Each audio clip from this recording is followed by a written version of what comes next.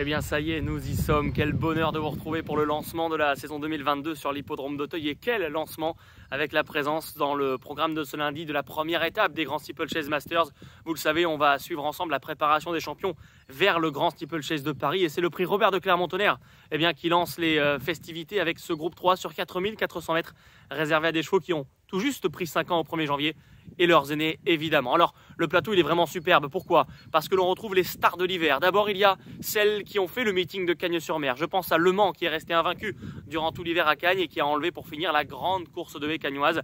David Windriff le présente face au meilleur steeplechaser du moment à Auteuil avant de prendre a priori quelques vacances et c'est un bonus peut-être pour lui. En tout cas c'est un cheval qui est très populaire et qui va tenter sa chance face au meilleur steeplechaser d'Auteuil. Il y a également Hasard de Brion, la révélation de l'hiver puisqu'il a enlevé le grand steeplechase de Cagnes pour l'entraînement de Pierre Fertillier. Le cheval a toujours été estimé, il a assez peu couru d'ailleurs et il compte 50% de victoire. C'est vraiment un bon cheval qui ne demande qu'à éclore sur l'hippodrome d'Auteuil où pour le moment cela ne s'est pas très bien passé. Mais on l'a vu travailler ces derniers jours et le cheval semble très bien. Il arrive avec beaucoup de morale et pourquoi pas se révéler face au tout meilleur.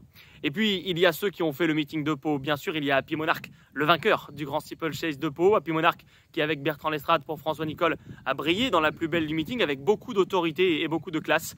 Il sera au départ de ce prix Robert de Clermont-Tonnerre, comme d'ailleurs celui qui fut troisième de lui, Eddy de Balme, toujours pour l'entraînement de François Nicole. Eddy de Balme qui a déjà participé au prix Robert de Clermont-Tonnerre, c'était l'an passé.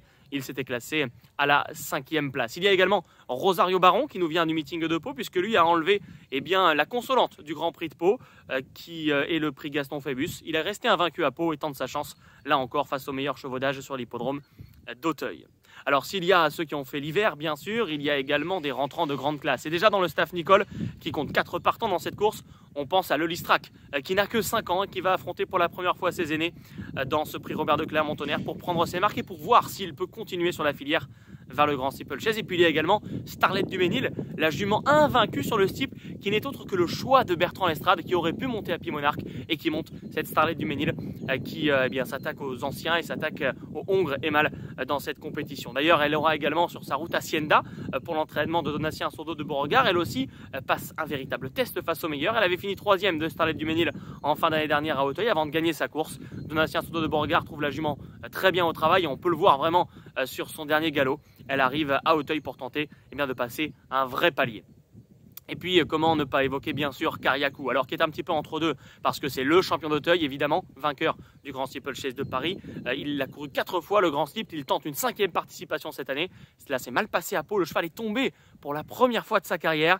Mais le cheval depuis semble avoir remis les pendules à l'heure. En tout cas au travail il est parfait. James Reveley est venu le travailler ce jeudi avant la course et le cheval semble très bien.